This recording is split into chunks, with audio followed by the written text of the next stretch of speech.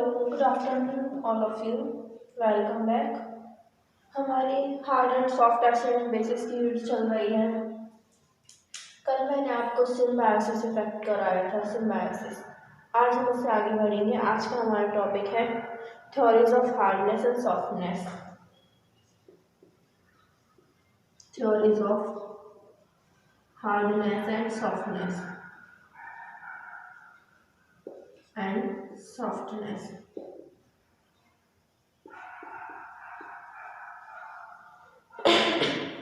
कठोरता का मृदुता के सिद्धांत।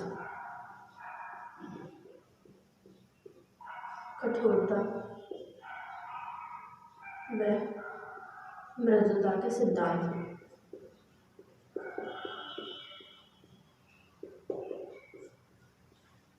जैसा कि हमें पता चल रहा है कि थ्योरीज है, एक ही थ्योरी नहीं है बल्कि इसके अंदर काफ़ी थ्योरीज हैं। तो हमारी थ्योरीज क्या कहती है? सबसे पहले हमारी इन थ्योरीज में पहली थ्योरी आती हमारी है इलेक्ट्रॉनिक थ्योरी, यानी कि इलेक्ट्रॉनिक विन्यास। इलेक्ट्रॉनिक थ्योरी हमारी क्या कहती है? इलेक्ट्रॉनिक विन्यास थ्योरी हमारी क्या कहती है? इलेक्ट्रॉनिक विन्यास थ्योरी, इलेक्ट्रॉनिक विन्यास सिद्धांत हमारा क्या कहता है? इलेक्ट्रॉनिक थ्योरी हमारी क्या कहती है? इलेक्ट्रॉनिक थ्योरी हमारी कहती है जो कठोर इंटरेक्शन होता है उसके फलस्वरूप जो बॉन्ड फॉर्मेशन होता है, आयनिक बॉन्ड फॉर्मेशन होता है, और जबकि सॉफ्ट के बीच में इंटरेक्शन के बावजूद कोवलेंट बॉन्ड फॉर्मेशन होता है। यानी कि हार्ड के बीच में इंटरेक्शन होगा तो बनने वाला बॉन्ड का नेचर क्या होगा? आयनिक। एंड सॉफ्ट के बीच में इंटरेक्शन होगा, सॉफ्ट के बीच में इंटरेक्शन होगा तो बनने वाले बॉन्ड की प्रवृत्ति क्या होगी? कोवलेंट। बनने वाले बॉन्ड की प्रवृत्ति होगी कोवलेंट बॉन्ड। तो हम इसी के बारे में आपको पढ़ाते हैं, हार्ड एंड सॉफ्ट इंटरेक्शन। तो हम पढ़ते हैं कि आयनिक बॉन्ड कब फॉर्मेशन होता है। तो मैं इधर की साइड लिख देती हूँ। सबसे पहले हम लिखते हैं हमारा इसमें ही आयनिक बॉन्ड इंटरेक्शन।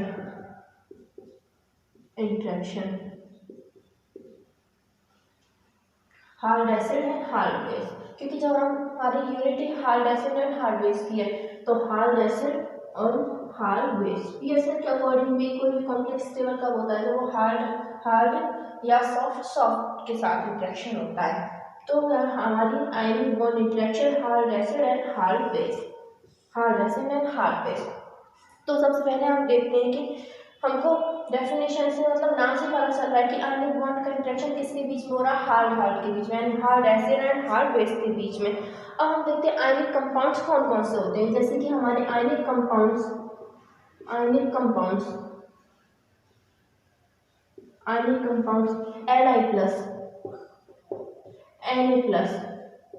और K+ किसके साथ इंटरेक्शन कर रहे हैं?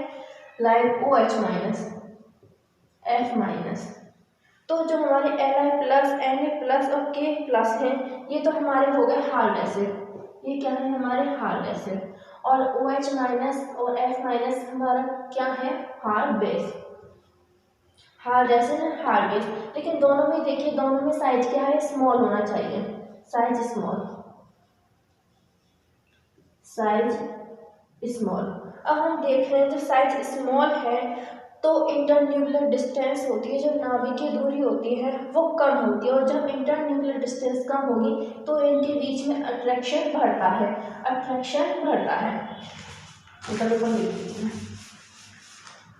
जब साइज स्मॉल तो इंटरन्यूक्लियर डिस्टेंस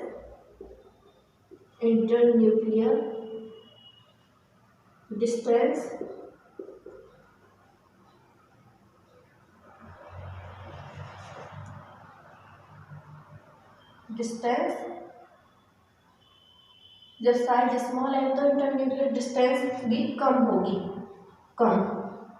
तो इंटरन्यूक्लियर इंटरन्यूक्लियर डिस्टेंस कम है तो हमारा अट्रैक्शन यानी आकर्षण जो होगा एक दूसरे के प्रति, जो आकर्षित है आकर्षण बढ़ जाएगा, अट्रैक्शन फोर्स हमारा बढ़ जाएगा, attraction force increase. Attraction force increase होगा तो बनने वाला जो बॉन्ड होगा, हमारा बनने वाला बॉन्ड क्या होगा, आयनिक बॉन्ड। आयनिक बॉन्ड, तो आयनिक बॉन्ड के लिए हमको पता चल गया क्या होना चाहिए, साइज स्मॉल होना चाहिए और इंटरन्यूक्लियर डिस्टेंस कम होगी तथा अट्रैक्शन इंक्रीज हो जाए। जब इंटरन्यूक्लियर डिस्टेंस कम होगी, इंटरन्यूक्लियर डिस्टेंस दो परमाणुओं के बीच कम होगी तो हमारा जो बनने वाला बॉन्ड होगा आयनिक बॉन्ड हो जाएगा। जैसे कि हम रिएक्शन में देख सकते हैं, जैसे हम देखते हैं ये Li plus OH, Li plus OH minus, जब हमारे Li प्लस OH माइनस के बीच में इंटरेक्शन होता है तो हमारा क्या होगा, LiOH बन गया ना, हमारा प्रोडक्ट इसी में बन जाता है। तो Li और OH के बीच में हमारे बॉन्ड में क्या होता है, Li और OH के बीच में कौन सा बॉन्ड होता है, आयनिक बॉन्ड, आयनिक बॉन्ड होता है। क्योंकि इंटरन्यूक्लियर डिस्टेंस होती है वो कम होती है, इंटरन्यूक्लियर डिस्टेंस कम होगी तो अट्रैक्शन ज़्यादा होगा। इसी के जस्ट अपोजिट अब हम कोवैलेंट की बात करते हैं। आई ने अपने स्क्रीनशॉट ले लिया होगा। अब हम बात करते हैं कोवैलेंट। इसी में इलेक्ट्रॉनिक थ्योरी में चल रहा है, हमारा बात करते हैं सॉफ्ट। अब मैंने आपको बताया hard acid and hard base के बीच में आयनिक बॉन्ड तथा soft acid and soft base के बीच में कोवैलेंट इंटरेक्शन होगा। तो हम soft acid and soft base यानी SaSb के बीच में कोवैलेंट इंटरेक्शन, कोवैलेंट इंटरेक्शन,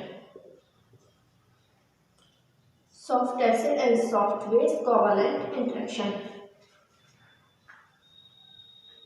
अब हम बात करते हैं soft acid and soft base covalent interaction. तो हम देखते हैं कि जो कोवैलेंट इंटरेक्शन होता है कब होता है और कौन करता है। ज़्यादातर जो ट्रांजिशन मेटल आयंस होते हैं यानी soft acid transition metal ion,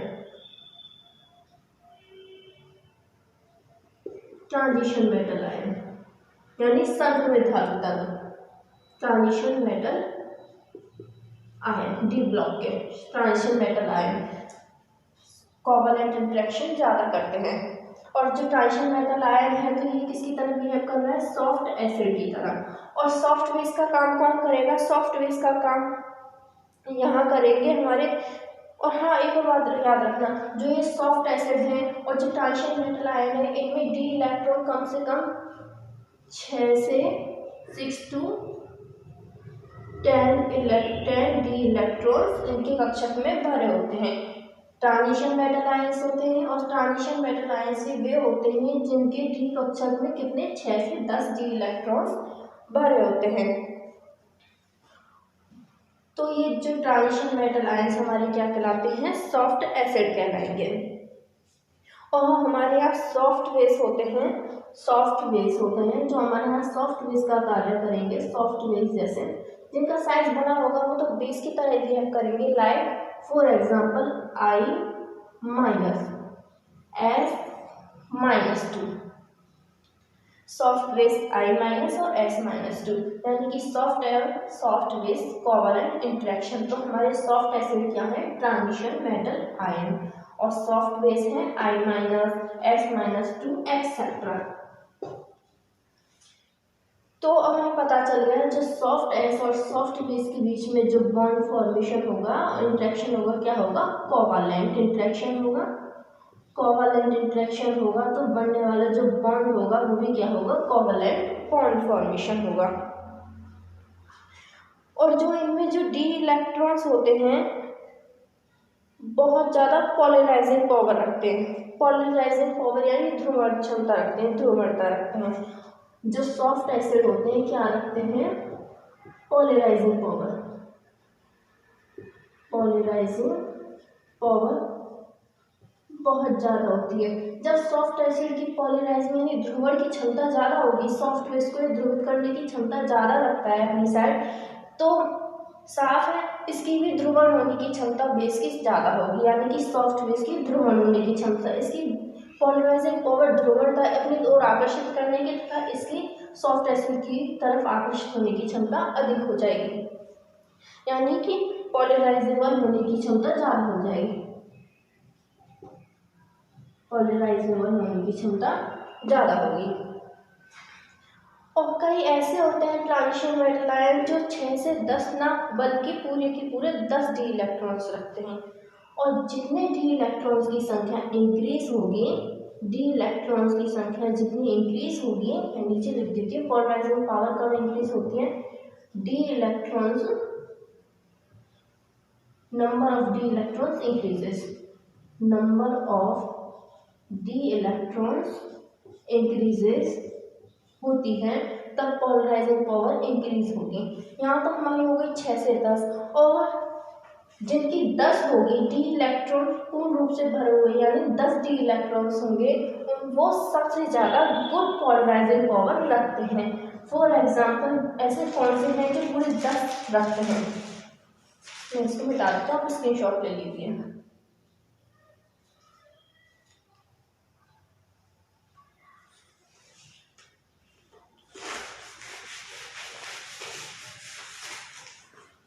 तो कुछ ट्रांजिशन मेटल आयंस होते हैं जो 10 डी इलेक्ट्रॉन्स रखते हैं, और 10 डी इलेक्ट्रॉन्स रखेंगे तो वो गुड पोलराइजिंग होंगे। क्या होंगे? गुड पोलराइजिंग पावर रखते हैं, गुड पोलराइजिंग पावर रखते हैं। 10 डी इलेक्ट्रॉन्स होंगे तो गुड पोलराइजिंग पावर रखते हैं। कौन कौन से हैं? Hg+2 और Ag+, यानी कि गुड पोलराइजिंग पावर में क्या आ जाएंगे? Hg+2 Ag+, और पोलराइजिंग पावर में 6 से 10 डी इलेक्ट्रॉन तक वाले आएंगे, और अच्छे में कौन कौन से आएंगे? Hg+2 and Ag+। अब हम बात करेंगे, हमारे नेक्स्ट है, आप इतना लिख लीजिए,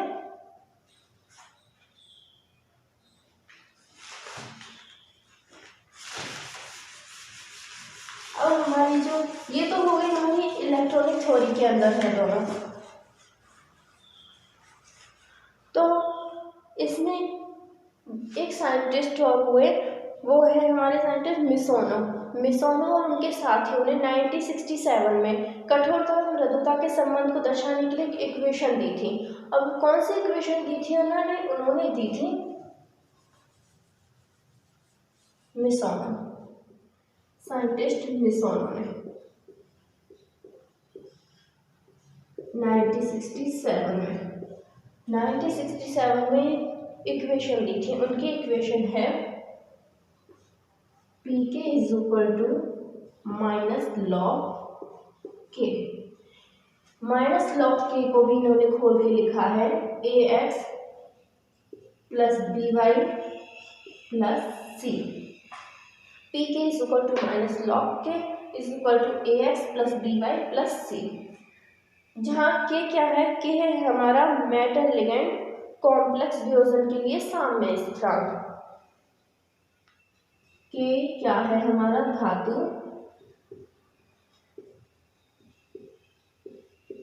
लिगेंड संकुल के लिए, धातु लिगेंड संकुल के लिए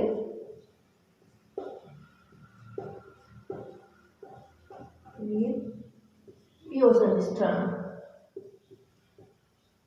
वियोजन स्थिरांक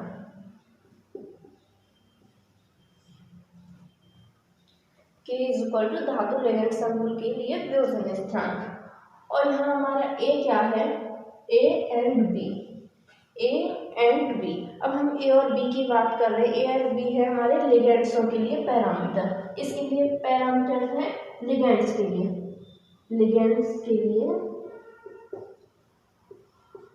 पैरामीटर, लिगेंड्स के लिए पैरामीटर। और x एंड y जो है, x एंड y मेटल्स के लिए पैरामीटर्स,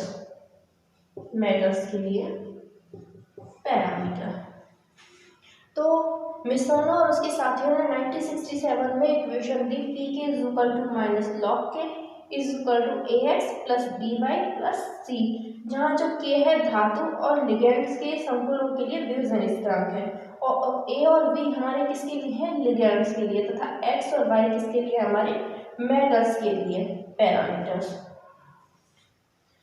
तो हमारे ए बी एक्स वाई ये वैल्यू क्या काम आती है, नॉर्मली तो दे नहीं दी होगी इक्वेशन, अब देखते हैं क्या काम आते हैं। नेक्स्ट स्क्रीनशॉट ले लीजिए आप लोग।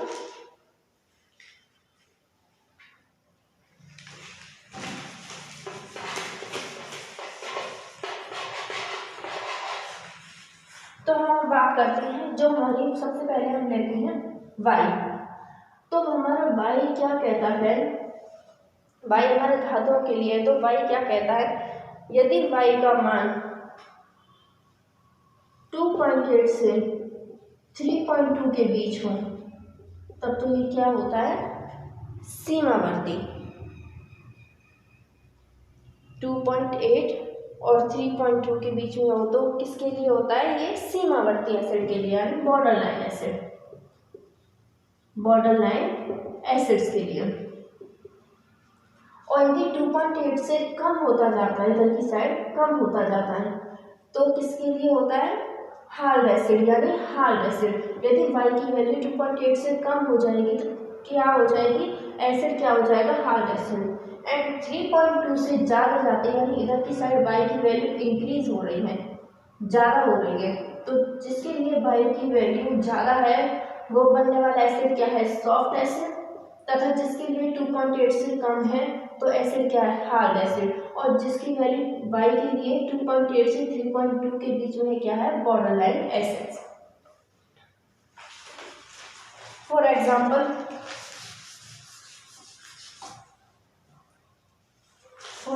हम लेते हैं, फॉर एग्जाम्पल Li+, हम जानते हैं नॉर्मली हार्ड एसिड है, तो इसके लिए y की वैल्यू क्या होगी, Li+, इसके लिए 0.36, देख लो 2.8 से कम है, तो ये क्या है, हमारा हार्ड एसिड। अब हम बात करते हैं बॉर्डर लाइन यानी CO+2, ये हमारा बॉर्डर लाइन है, यानी कि इसकी वैल्यू 2.8 से 3.2 के बीच में होगी। तो CO+2 के लिए हमारी y की वैल्यू होती है 2.96,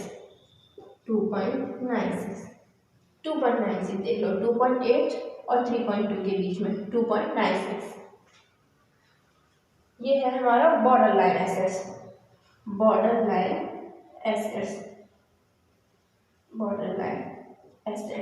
यानी बॉर्डर लाइन एसिड। अब हम बात करते हैं हमारे सॉफ्ट एसिड की, हमें पता है ऊपर से, अब हमारी थर्ड एग्जाम हार्ड एसिड का हो गया बॉर्डर लाइन। अब हम बात करेंगे सॉफ्ट एसिड, और सॉफ्ट एसिड हम जनरली जानते हैं Hg+2 हमारा सॉफ्ट एसिड है, एक संयोजी हम रिएक्शन करते थे ना CH3Hg+। अब हम बात करते हैं Hg+2। अब Hg+2 के लिए हमें पता है Hg+2 सॉफ्ट एसिड है, सॉफ्ट एसिड का नाम होती है, हमें पता है 3.2 से इसकी वैल्यू ज़्यादा होगी, क्योंकि जब y की वैल्यू इंक्रीज हो रही है तो बनने वाला जो एसिड क्या है, वो सॉफ्ट एसिड है। तो Hg+2 के लिए y की वैल्यू है 4.25, यानी कि इज ग्रेटर देन 3.2, और 0.36 इज लेस देन 2.8, एंड 2.96 किसके बीच में, 2.8 एंड 3.2 के बीच में। आप अपना स्क्रीनशॉट ले लीजिए। अब हम बात करते हैं बी की, यानी लिगेंड पैरामीटर।